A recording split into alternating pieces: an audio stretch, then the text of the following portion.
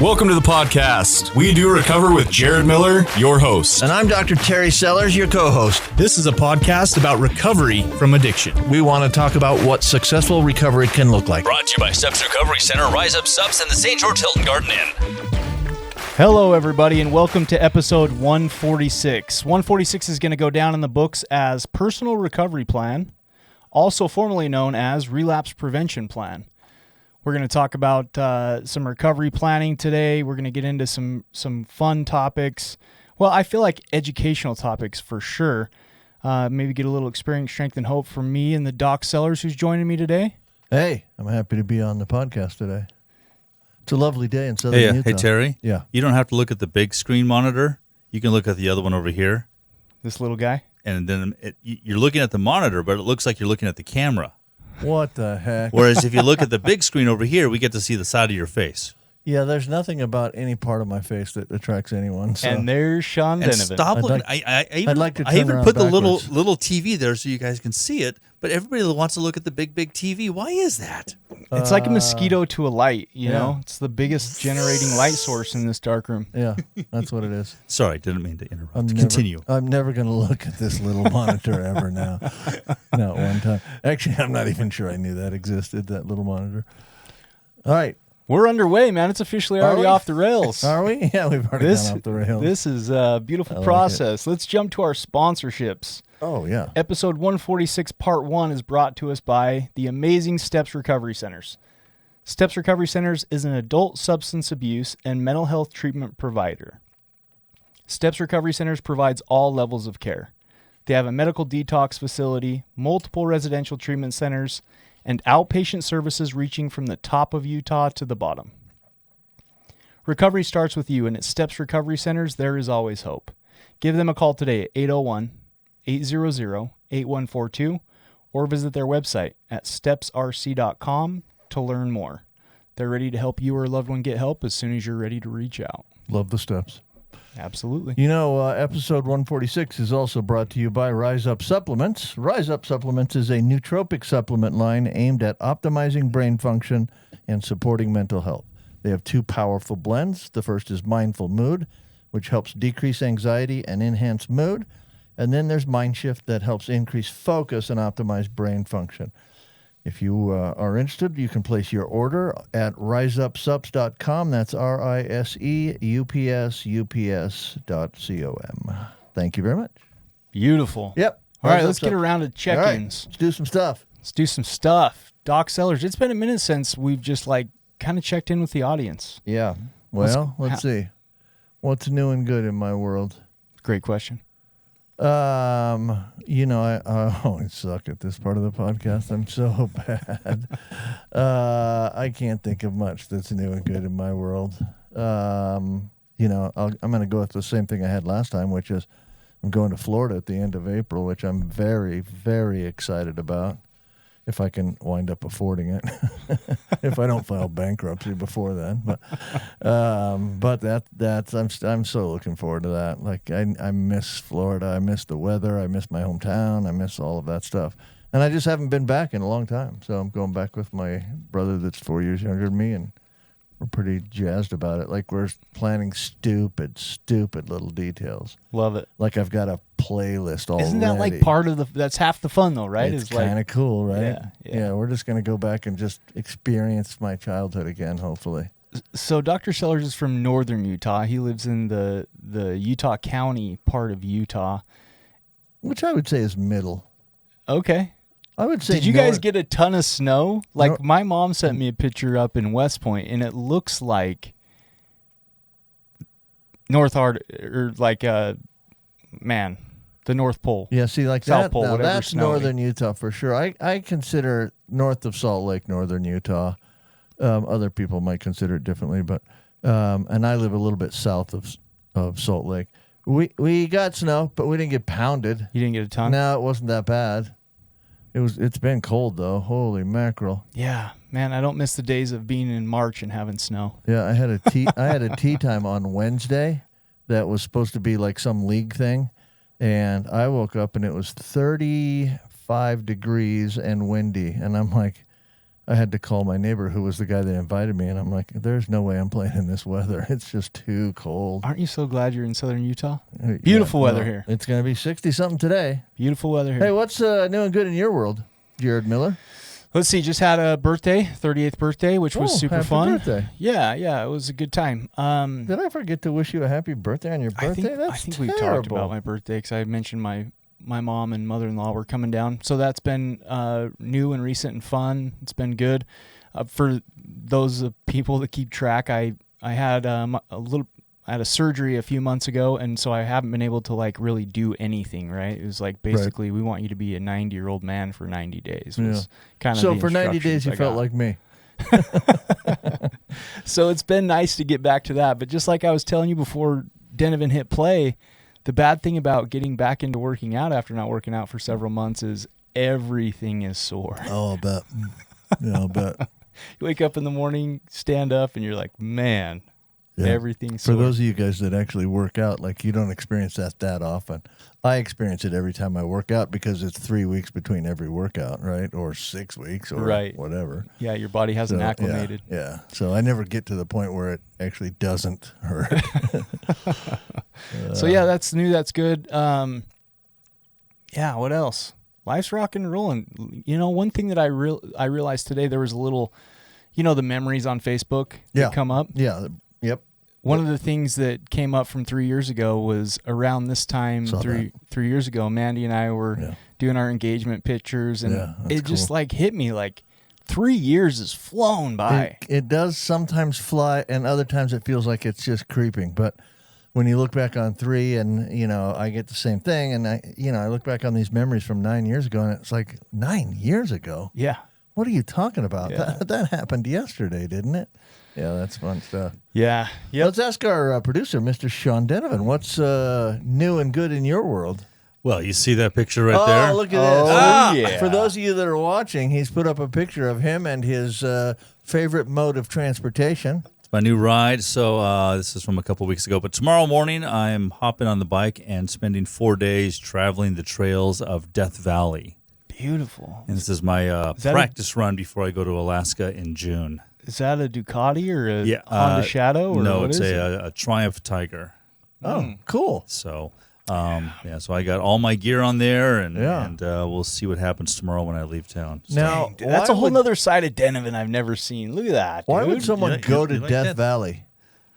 Because it's like 65, 70 degrees, and it's nice. Yeah. Oh, that doesn't Same sound reason like what why I would someone- expect Death Valley. I to mean, be. if it was like 3 weeks or 3 months from now, but it'd be like 120. Why do that? But hey, That's pretty plus they lovely have this time of year. that once in a lifetime lake that's there right now, or something. I'll have to Google it. I don't know what that means. Same reason. Because of the rains. I don't and know some of a stuff. once-in-a-lifetime lake, but apparently there is one.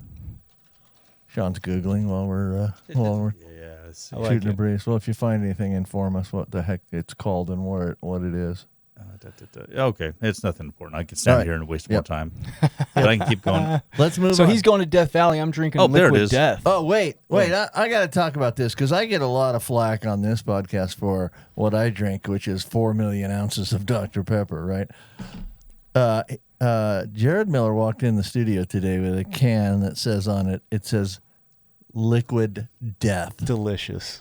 Okay, now, It's just water, isn't it? I have There's water. There's iced tea. I have the mindset of a person who has been addicted to substances in his life, right?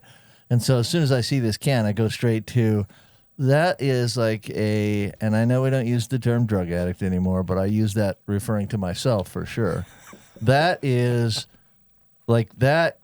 just a magnet for people with the mindset of a drug addict. Like Liquid Death, I wonder if I can drink 6 of them at once. That's what it looks like to me. Like Liquid Death is a beautiful selling point for those of us that struggle with addiction because it seems like the thing we'd gravitate to. It's like, yeah. Yeah, I got to have 2 They of got those. dark humor, I got to man. have 2 of those. Got to have 2. I bought 2 flavors. One might kill me, but I got to have 2 of them. It's called Murder My Thirst. Murder My Thirst, yes. Oh my My God. 2 flavors, my 2 favorite Look at us. flavors is Looks like a beer ad. We're advertising Liquid Death whatever. right now. It on doesn't our have podcast. alcohol in it. No, but that looks like a beer can coming out of It- like one of those things. it I'm waiting for kinda the Spuds McKenzie to pop out of nowhere.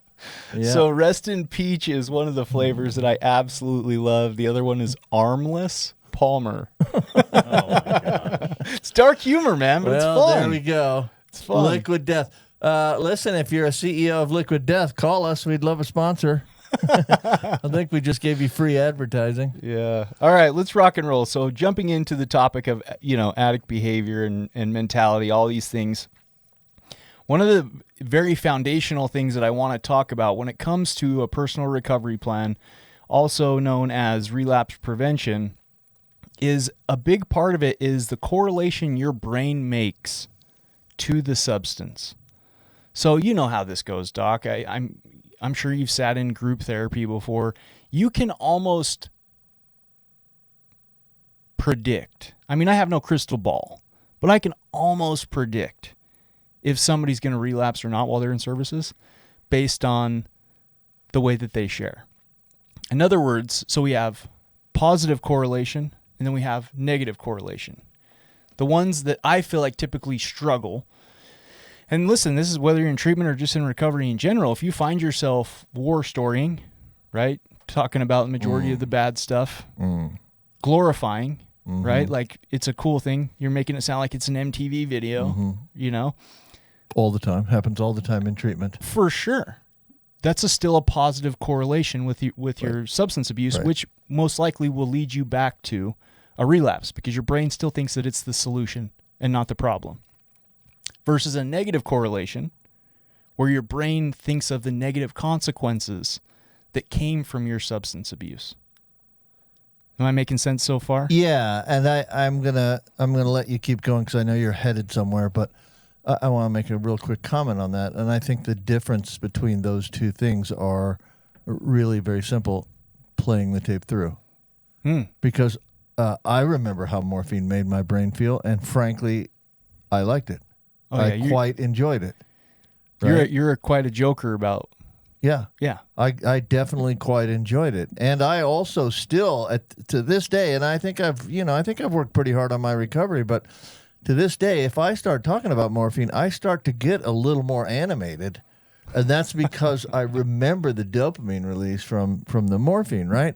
But when I spend any longer than 1 second thinking about that, if I play that tape through, like I think I've told this story on this podcast before, but the 2 DEA agents that knocked on my door, like that's the end of that story. There's the negative correlation. If I play it through, I know that will happen or something similar. It's not going to be the same, but it's going to be something similar that's when I stop using, right? So the difference between the euphoric recall, which is the war story, and the holy mackerel, that felt great. I loved it when okay, that's great, but you've only told the first part of the story because there is a second part, and the second part is negative correlation. That's why you're in treatment. That's why you're in recovery. Right. And if you think about it, what does being in recovery mean to you? I have my own answer, but I'm just curious of what is it when somebody says, because we use this word recovery like we own it, right? Like, what does that mean to you, somebody being in recovery? Yeah, I love that question because I've always said there's, lots of people have said this. It's not like I invented this, but there's a dramatic difference between being abstinent and being in recovery, right? I've been abstinent for 20, well, give me a week and it'll be 22 years. Or is it 21? I can't remember. I think 22 sounds about right. I think it is. But not always have I been in recovery. Recovery is when I'm living a life of gratitude and a life that is centered on something outside of myself, and when I'm doing things that make me happy, and that's recovery. Recovery is a lifestyle. Abstinence is a small part of it. Well, I mean, it's maybe the most important part, but it's a small part. It's foundational for Right. sure, right? You For me, can't it's have not the the other entire stuff. skyscraper, but it's the foundation. Yeah, for you sure. you can't have the stuff without it. So to me, a life in recovery means at some point I was living a previous life and I made a change, right? I decided to make a change to the life that I was living, and today I live in a different type of life than I previously was in. And of course, what you said was beautiful, and I totally subscribe to it. At its foundation, for those of us that are sitting in this room, and for those who I would imagine are listening to this podcast, that means abstinence-based. Well, okay, yeah, you're going to get some pushback on that from some people, and that's okay. I'm okay with that. I'm okay with the pushback. I realize that abstinence may or may not work for everyone. Like, it doesn't work for everyone, right? But I consider... I have a clean and sober date of March 17th. Okay. And I haven't had any controlled substances or stuff like any mind-altering substances in my body since that time. But other people consider their recovery is, okay, so we've had them on this podcast. Other people think... Sure. I'm not drinking, which was my problem. It wasn't my problem. I'm talking about somebody else. But not drinking, but I'm smoking pot, and I'm still in recovery. To me, that doesn't work for me. But I accept that there's different things that work for different people. Is your life manageable? But for the most part, I'm talking about abstinence-based. Yeah, and I would say to defend that, and if anybody wants to give me pushback, that's totally fine. Like, I am a whole person, and I have an opinion, and that's my opinion. That's what works for me. Well, right? So, they can have theirs because they are a whole person themselves, and they can have their perspective. At the end of the day, whatever, right? Like, can I chime in real quick because I have a new and good actually that I just thought of. It came to you. Well, no, but it's I was called this last week to. In June every year, the University of Utah puts on a substance abuse conference. Oh yeah, it's nicknamed June School, and I got a call from one of the guys that's in charge of speakers, and I'm going to be speaking to abstinence-based approaches, and maybe even debating someone who's going to be talking about harm reduction. And I'm kind of excited about that. Like, that's awesome. I'm going to go push the abstinence-based thing, and I'm also going to realize that's not it for everybody. But maybe we should have that argument for the sake of having the debate one of these times on a podcast. Well, I got to, like, the person I'm going to debate could come on here and do it with us. Let's do it. She's fiery. Let's do it. And she's capable of holding her own. Let's do it. Okay. That's awesome. I'm excited for that. And if we can align that would be fantastic. Getting back to the personal recovery plan, relapse prevention. So the correlation, right? Whether you're telling yourself that it's the solution or whether you recognize that it's a problem. We've covered absolutely. If you're glorifying, you're living in only half of the story. Typically people make a change, which what I was alluding to in my definition of a life in recovery. Once there has been significant negative consequences, right? So there's this old story, right? Picture like a old country Western movie. This guy's walking up to the sheriff's office. There's a patio, and the dog's laying on the patio.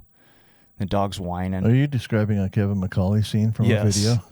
Okay. So the dog's whining on the patio, and he walks in. He says, "Sheriff, dog's out there whining. What's going on with it?" He says, "It's laying on a nail." He said, "Well, you want to help me? We can move him." He said, "No, he'll move." He's like, "Well, he's whining pretty loud. When's he going to move? When the pain gets bad enough." Right? So reminds me of the old commercial, "It's not about the nail." Remember that little? Yeah. That's a YouTube video now. Yeah. Yeah. Okay, so sweet. Yeah. No, that's I just blanked. That's okay, because I'm going to carry on a little bit from where, and you can pick back up. But that is how we get to recovery: is when the pain becomes bad enough, we're going to make a change.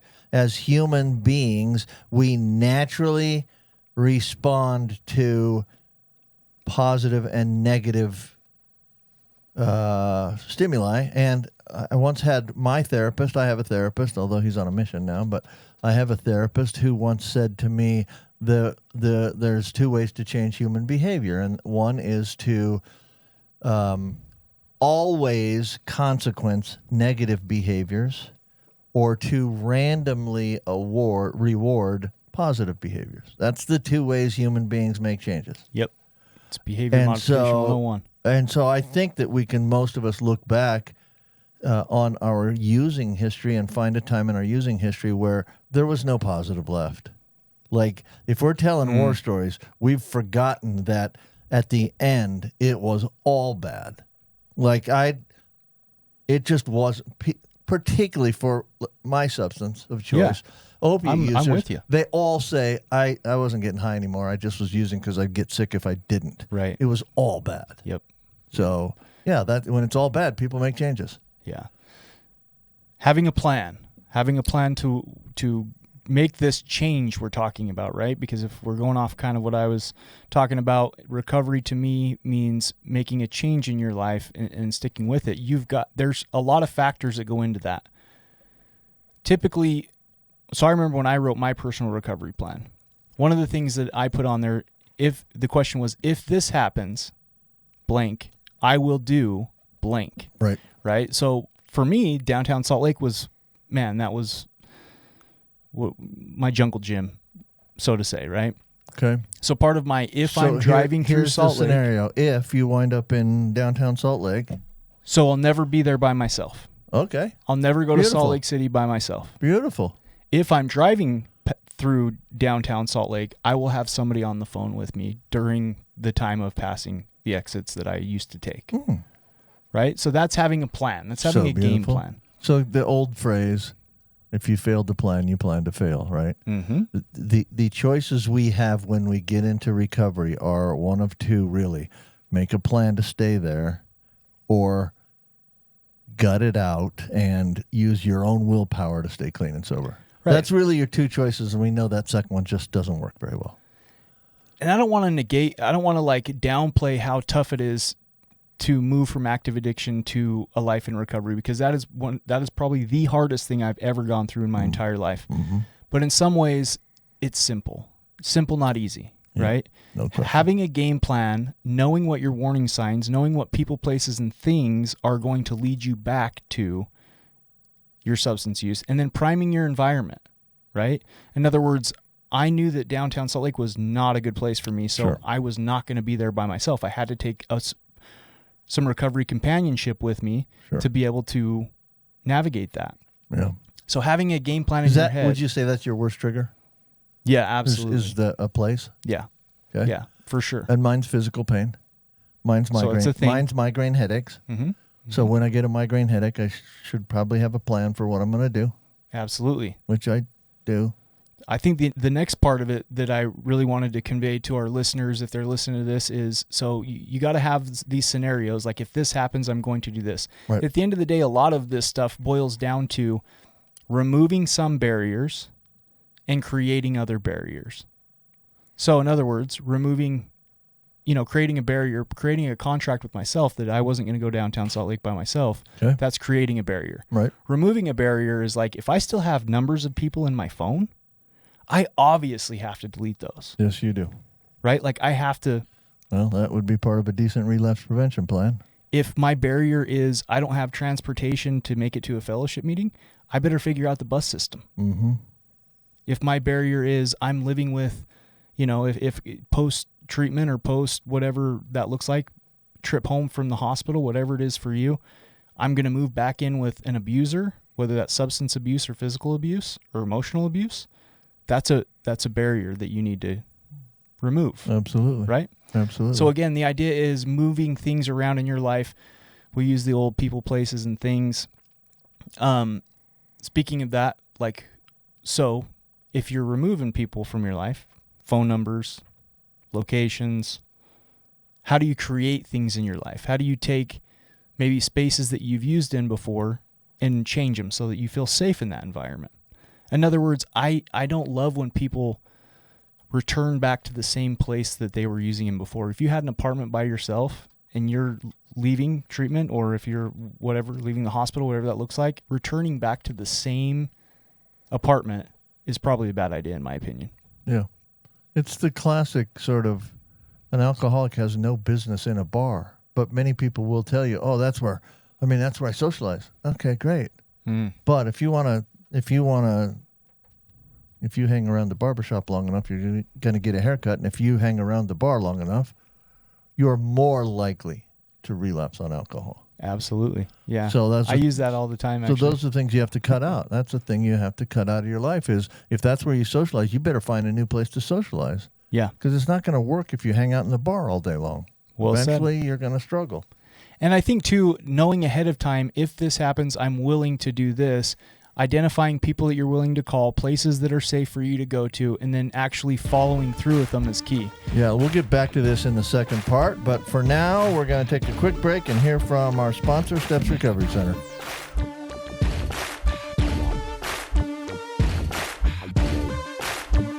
You are listening to We Do Recover with Jared Miller and co-hosted by Dr. Terry Sellers. We'll be right back after this short break with more of We Do Recover with Jared Miller. Brought to you by Steps Recovery Center, Rise Up Subs in the St. George Hilton Garden Inn. If you or your loved one is trapped in the cycle of addiction, there is a way out. At Steps Recovery Center in Utah, we believe in second chances and new beginnings. Our evidence-based treatments, compassionate staff, and supportive community guide you on the path to recovery. It is time to reclaim your life. Take the first step towards freedom, resilience, and a brighter tomorrow. Reach out to Steps Recovery Centers today. Recovery starts with you, and at Steps, there is always hope. Call us or visit our website to learn more.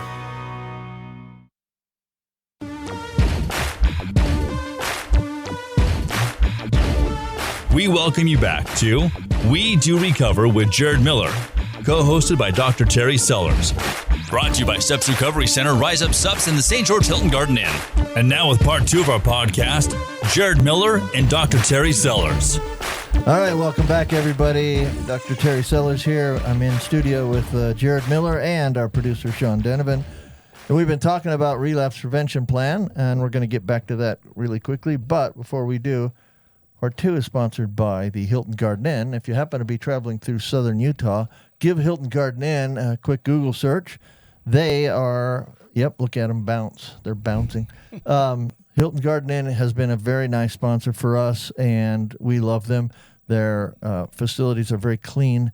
I keep talking about how big the rooms are because I stay in these newer places occasionally, and the rooms are just small. Like you got a wall next I to feel your like in bed, a closet. a wall next to your bed, and the restroom, For sure. And these guys have a really big rooms. They're very clean. The service is friendly. The amenities are great. They actually have great food.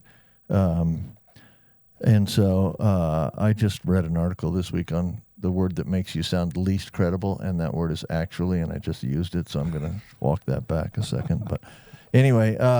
Actually, it's not the word actually. Actually, that's not true. All right. Let's wrap up that sponsorship. If you're traveling through southern Utah, give them a Google search. Yep. Let Hilton Garden Inn have your business because you will not regret it. Thanks. Okay. We were talking about at the break, we were talking about making a plan. And one of the things I love about making a plan, we're going to get right back into this in just a second, but one of the things I love about making a plan is it makes you identify your triggers or the times when you're most vulnerable. And if you identify those, you're ahead of the game. But before we do, we have a real quick You were talking about going through phone numbers and stuff, and it reminded me of John Mulaney, comedian. He actually had a drug rehab stint in the last couple of years and has done a bunch of comedy about it. He actually has a whole bit here. I think this is it, but it's about breaking up with your dealer. One thing you do in rehab, you sit down with your counselor and you go through your phone, and a lot of times they'll have you delete and block any drug dealers or any bad influences, numbers that you have. In some cases, you reach out to the people first and you tell them, hey, I'm going to delete and block you so that they don't try to track you down later. It's called breaking up with your dealer. So I did this one day. I sat down with my counselor. I go through my phone. I went to my main dealer, Arvin, first, and I texted him and I said, hey, I'm deleting and blocking you. I'm never going to buy drugs from you again. I'm sober now. And then I didn't know how to end the text, so I go, but thank you for your many years of inspired professionalism and the many nights that became days. I send the text. Before I can delete and block him, Arvin texts me back. He goes, hey, I'm so proud of you for getting sober. Then he writes, I only bought drugs to sell to you because I was worried about you. And I didn't want you to get worse stuff off the street. I know. And I'm breaking up with this guy? One thing. Oh, man. There you go. A little comedy to lighten our spirits. That's awesome. He's got a bunch of other drug-related stuff and stuff. And he's like, basically when he walked home, he got to his apartment and it was an intervention. He's like, wait a second, I thought this was a party. These people yeah. don't look like they're having a good time. This is an intervention. Oh no. So he's got some good post-drug rehab stuff comedy going on. Tell John me John Mulaney. John Mulaney. Okay, thanks. Let's. And you found that on YouTube. Oh yeah, he's all over Okay, the place. we'll look up John Mulaney. Mark Lundholm also does a bunch of comedy. It's funny stuff. Like, we need to be able to laugh at ourselves. Yeah. But we also have to realize how serious this disease is. So let's go back to. I was just going to say a big part of relapse prevention is I mean, it made me think of this with the whole laughing at yourself, right? So for me, one of the things to identify is in the process of change, we are improving the relationship you have with yourself, right? Being able to laugh at yourself is okay. Like getting past that shame, getting past that guilt, getting past that, like, I'm a self-damnation basically is an important piece. And then it's also improving the relationship you have to another or an other, right? An other person, place, thing, changing that relationship, improving that relationship, whatever that looks like. And then a big piece that I feel like a lot of people forget about is the other half of that coin is your brain health, getting back to healthy chemical levels, right? That's why the combination of medication and therapy is so effective. It's because typically when you take a chemical away, aka the alcohol, the street drugs, whatever it was, and you don't replace it with something else, what do you end up with? Dry drunk. Yeah. Basically. Lack of balance too, right? Right. So repairing the biomatter of the brain, and people always say, why does treatment have to be so long? What, 9 months, 12 months? It takes... The brain's slow to heal. Extremely slow to heal. It takes we used time, to think man. the brain couldn't. We didn't believe in neuroplasticity 20 years ago. I mean, it just... I can't say that totally, but it was not as widely of a held belief 20 or 30 years ago as it is today. We know the brain can repair. It's just very slow. Yeah. And so I always tell people, if there's any miracle in the process of this change that someone chooses to do, it's spelled Time, time. Mm-hmm.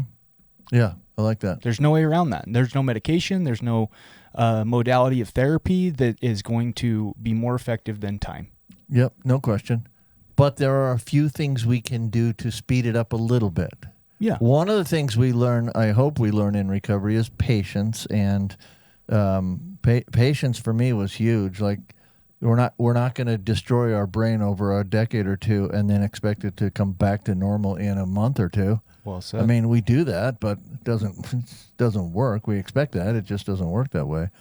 But we can do a few things to help it repair itself quicker, and those things are taking care of ourselves, like the things that we do in recovery: proper sleep, proper nutrition, supplements, exercise.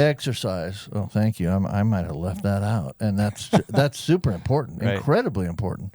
So those are the things we can do to help it recover, and but even with those things, it's going to take some time. Absolutely. Sure. Absolutely. You brought up patience, and it also reminded me of tolerance. Tolerance towards yourself and tolerance towards others. One of the things... Compassion. Yeah. Maybe a better word. Yeah. One of the things Maybe that not, though. I didn't mean to correct you necessarily, but I'm just... No, let's think be kind to ourselves and kind to other people, yeah. One of the toughest things for me to overcome in early recovery was the negative, the inner critic. Mm-hmm. Oh, you piece of junk. This is what your relationships look like. Are you really working at this place? How pathetic. Mm-hmm. Right? Like that inner critic that would just, I couldn't escape it. Right? Well, and that can lead to... You had that and I watched it. That's what's so interesting is, you got your first job in this industry as the lowest man on the totem pole, and you did it, and you didn't... I'm guessing you didn't always love it because it's hard to be the lowest man on the totem pole, but that's where you started. Yeah. And now look where you're at. Like, again, it's if you go back to your memories on Facebook, it's been a few years since you were a tech. Oh, yeah. A night tech at that, right? Yeah. It's been a few years, like a number of years, but it also has flown by. Absolutely. Like, it's not that long ago you were a tech, and now what is your official title now? The clinical director. Weirdo? Yeah. Clinical director at outpatient. Okay. Yeah, outpatient director. That's of different clinical. than night tech. I always tell people I'm an organizer and a coordinator. I don't get too caught up in the title of it. Yeah, and I wasn't trying to make it that, but I'm just saying, like, with with time and patience and work, you're in a much different spot than the lowest man on the totem pole. Yeah. Yeah, I manage the clinical team at the entire outpatient operation Beautiful. in southern Utah. Beautiful. Yeah, which is cool. Love that. Yeah. Yeah, great point. Let's jump into some other things that are maybe warning signs for people or things that people don't typically think about. Okay. You want to jump into number 1 that we got on our list? Warning signs that I may be heading for a relapse. Number 1, internal change. So a reversion back to old thinking and avoiding feelings. Okay, remember, avoiding feelings is basically why most of us used. We didn't like uncomfortable emotions, and so we numb ourselves, and numb is better than depressed or angry, and so we do that. The problem when we do that, of course, is we also then avoid the positive emotions that can come if we don't numb, right? Absolutely. So that's a key thing for me, the word unmanageability. What does that mean to me? That means the inability to deal with thoughts and feelings that lead me back to self-medicating. Yep, Yeah. good. I'm going to continue on. This is still about internal change. Pretending everything is okay. I'm fine. It's fine. Well, isn't that the standard answer? Like, how you doing? I'm fine. Right. What does that mean? It means absolutely nothing. And frankly, typically means I don't have much good to say. Yeah, when I have when I'm having a client check in, if they give me a good or a fine or an okay, we I always don't say accept that. I need something deeper than what you could describe a pizza as. That's funny. Right? And then I got a feelings wheel, That's and it's like funny. identify the Yeah, feeling, and then wait. let's talk about the thoughts about the feeling. Yeah. I think a lot of people do that a little different than you do, but a lot of people do that. They don't, in therapy, you don't accept anything other than an emotion, and fine is not an emotion. Right. Yeah. So now the people always say fine stands for something. I can't remember what the F stands for, but insecure, neurotic, and emotional, or something like that. Yeah, those things are emotions. Okay, are you insecure? Okay, I'll take that. Right. I'll I take think that it's as a because real emotion. people have a hard time identifying how they're feeling. Right. Like I always tell people, so DBT teaches us that emotions and thoughts are interrelated. You cannot have a thought without an emotion, and you cannot have an emotion without a thought. It just can't happen, right? Right. So typically, if you're having a hard time identifying an emotion, start with the thought. What are the thoughts you've been having lately, and what emotion does that lead you to? For people that can identify an emotion, it's like, okay, great, you felt mad. Talk to me about the thoughts, and what's the story you're telling yourself about the situation that you're feeling mad about. Well, right? and that's what we do, right? We spend years or decades of our lives masking our emotions with drugs that make us not have to experience those emotions. And you get out of that, and it's like, I don't know what this emotion is. Yeah. I have no idea. Well, okay, let's talk about it for a minute. And I think this is the importance of building a community of people that are supportive in your recovery, right? Because let's say you go through treatment and you have a therapist in group therapy, and you're showing up for yourself. You're not just a butt in a seat. You're actually bringing stuff to group and talking about your feelings, talking about your victories, talking about your downfalls. That's great. What happens when you don't have that anymore? Right. Who are you going to turn to then? Do you have a friend? Do you have a sponsor? Do you have a significant other?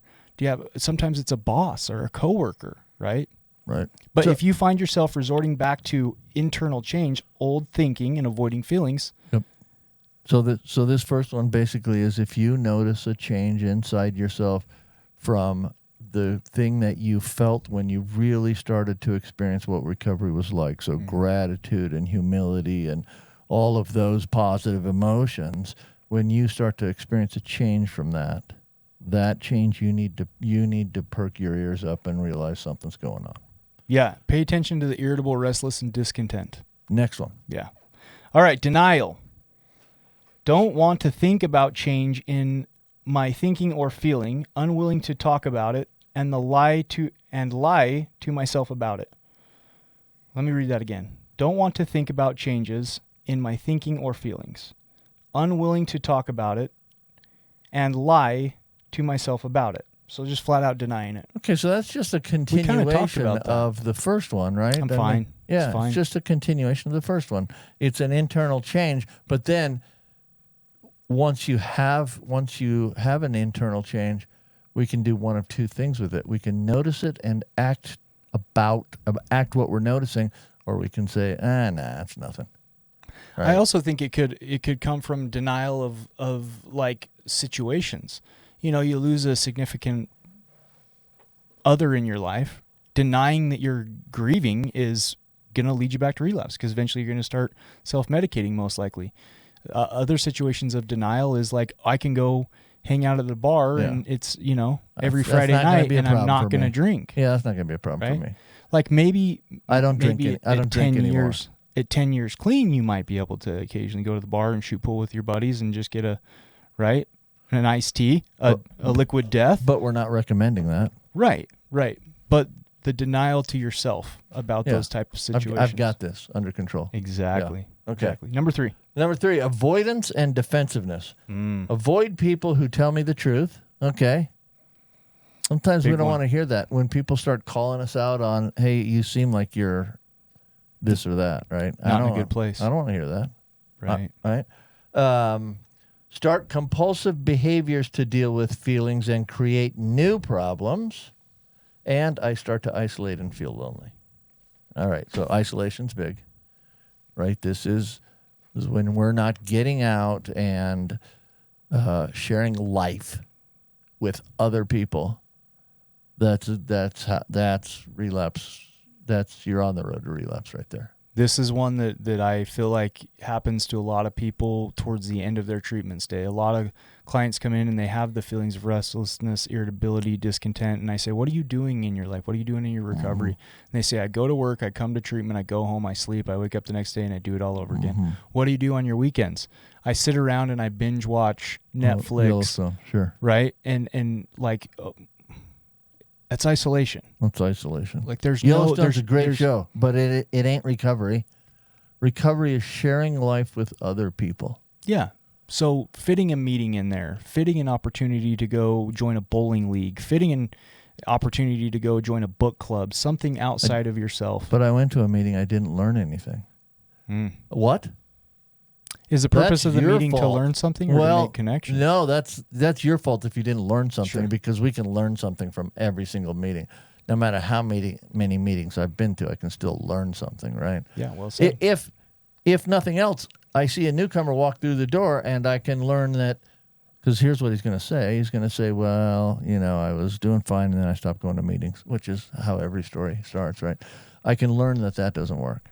And after I've heard that 1,000 times, and I've heard that 1,000 times, after I've heard that many times, it starts to sink in like that is not going to work. When I always think back to, I got to admit, I was, to this day, I'm still not I'm not a guy that's going to do 90 and 90 just to do 90 and 90. I actually did 90 and 90 once, but I'm never going to do that again. Yeah. So I know a couple meetings throughout the week that I really like. Yep. And I will hit those if I need to hit them, right? But I typically try to at least go to one a week. This reminds me of a conversation I had with my first sponsor ever. His name was John. And John said, Jared, what happens 15 minutes before the meeting and what happens for the next 45 minutes to an hour after the meeting is just as important, if not more important, than what you hear in the meeting itself. What was he trying to teach me? Well, he's trying to teach you, first of all, that you need to connect with your fellow human beings. And you can't do that as well during a meeting, because meetings have specific rules about when you can talk and that sort of stuff. I think the content of the meetings, I think they're fantastic, but connection happens when you're talking one-on-one with another human being or in a group of a few people, and where there is interplay in the conversation. That's not exactly what happens during a meeting, but that's fine. That's totally fine. But that happens before and after the meeting. Right. And so the way he kind of taught me was it's a 50-50 thing. 50% of it is getting the interaction. He would say, if you go to a meeting and you hear a message, but you don't have a conversation with a single person, that's only 50% of the pie, dude. The other 50% of the pie, 50% is hearing a message, which right, that's kind of the foundation. The other 50% is fellowshipping. Have a conversation with somebody else. Introduce yourself to somebody. Get a call list, right? I know. agree. Let's move on to the next one. Crisis building. Yeah. Have problems I don't understand. Can't see big picture. Do things that don't help. Feel depressed. Nothing seems to work. Crisis building. Thoughts on that? I see this all the time. People get overwhelmed easy, Sure. right? Like, And we're so quick to go to worst case scenarios, right? yep, that's what I was just going to say. I'll use a personal example. Yeah. I'm financially struggling a little bit right now. Like I lost a job that didn't lose the job folded. Right. And it was a piece of my income. It wasn't a giant piece, but it was a decent piece, and it's hurting me financially. And so my mind can go to, I'm never going to be able to pay my bills again. Well, that's so dumb, right? I mean, that's that. I mean, it could be true if I don't do anything. It's a I'm gonna thinking have a error. hard time It's called catastrophizing. right, catastrophizing, which is we're great at it. We're fantastic about that. We always go very quickly. That's a terrible phrase. We can go very quickly to the worst case scenario, and rarely in my life has the worst case scenario actually happened. Well said. And one of the things that I've found with people is they fall on one side of the scale or the other. They're either very logical, right? Or they're very emotional. The ones that are typically very emotional, if they're on the emotional side of that scale, the crisis building thing is a very hard thing for them because they take things that are molehills and they turn them into mountains, and then they become overwhelmed really fast. And then, right, what do we do? Self-medicate. They're frozen. They're either fear, flight, you know, or use. A lot of them, it's like, I can't deal with all this. Life is too hard. Yep. Well, let's take a look at the crisis building that's happening and how difficult is it really? Yep. When I said they're frozen, that leads right to the next one. Immobilization. Feel trapped in an endless stream of problems. Oh, my problems are never going to go away. I'm never going to get another job. Get tired of putting time and energy into things that aren't working. Feel like giving up. Blow small problems out of proportion. Want to run away or have something magical happen to rescue me. Yep, somebody's going to call me out of the blue and offer me the best job I've ever had. Not likely. Not likely. Not likely. I'm probably going to have to go out there and ask some people for something I might need.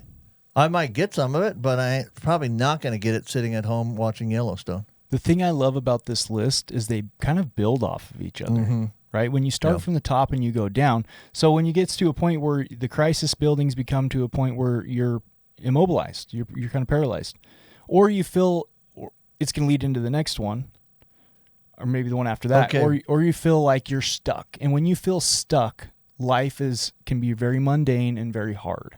Right. Yeah. Okay. Go to the next one. Confusion and overreaction. Can't think clearly or solve simple problems. My mind races and I can't shut it off. I go blank and can't concentrate. I get angry easily and take it out on loved ones. Oh, geez. Yeah. Confusion and overreaction. We're all guilty of that to some degree in our see lives, how right? It builds? Yeah. It builds, right? Like because we're in old thinking and avoiding feelings.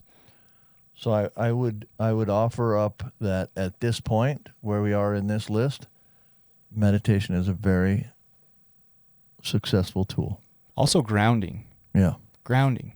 Like right. One of the things that I absolutely love to do with my clients is take off your shoes. We're going for a walk, right? We walk out on the grass. Like, let's ground. What do you smell? What do you hear? Yep. What colors do you see? Don't judge them, right? How does the grass feel in your feet? Right. And some of that stuff you can say, oh, that sounds hokey. Listen, the thing about doing grounding through the senses is you can't live in the future, which is the anxiety, or the past, which for some people that's depression, when your mind's focused on the here and the now. Yeah. So a lot of this stuff, it helps with some of that. That's actually my favorite meditation that I actually do. I don't do tons of meditation, but one of the things I do is I put myself in this paradisical spot. It's in Hawaii. It probably doesn't even really exist, and then I go through my five senses. What am I seeing? What am I hearing? What am I feeling on my skin? What am I smelling? What am I tasting? And I can spend a minute on each of those senses. I go 5-minute meditation, and I am way less anxious at the end of that than I was at the beginning. And it was 5 minutes. Yeah. Well, okay, let's move on. Depression. I can't do things I normally do. I feel hopeless. Can't get anything done. Eating and sleeping patterns change. I isolate and believe no one cares. I feel trapped. I would say at this point you've already mentally relapsed. You're just waiting for the physical relapse. That's not a good place to be. Right. That is not a good place to be. Better get up and do something about it. Next one. Thinking about relapse. Start telling myself using will help me. Tell myself I can use and not lose control. Relapse looks like a solution. Yeah, I've been sober long enough. I got this figured out now. I can probably drink a little bit this weekend and it'll be fine. Right. Yep. And then the last thing on convincing yourself that you can control it is one of the slipperiest slopes ever. Right. Go ahead. The last thing on here was relapse. I relapse and try to control it. Instead of rushing out and asking for help, I try to control it. I can do this. I've done it before. I can do it. I lose control and spiral out of control, creating problems with my life and health. I need help. And I just want to bring it full circle. It all goes back to the very first one, old thinking and avoiding feelings. Yep. So when you get to this place, what action are you willing to take? How will you treat yourself when you encounter shortcomings or notice warning signs? And maybe a good thing to do would be, I love this last question. what reasons do you have to stay in recovery and to live? What reasons do you have to live? Yeah, it's good stuff. All Hopefully right, you guys have enjoyed this. We're out of time. Yeah, we got like 20 seconds left. Oh, really quickly, Terry, I found a picture of Terry in Hawaii. Yes. Is that what you imagine when you go to your That's space? my 5-minute meditation right there. All right. Well, everybody, thank you for listening to episode 146. We do recover with Jared Miller. Share this with a friend. Yep. do Share it that. out. Give us some help, and we'll see you in a couple of weeks. Thank you for joining us today on We Do Recover with Jared Miller. Help us spread our message of hope. Like, comment, and share. If you have any topics or ideas for future shows, please share that on our Facebook page. That Facebook page is We Do Recover with Jared Miller. If you or a loved one needs help, please reach out to us. Again, thank you for listening. Brought to you by Steps Recovery Center, Rise Up Sups, and the St. George Hilton Garden Inn. The views and opinions expressed on this podcast do not reflect those of its sponsors. This has been a production from A Podcast Studio.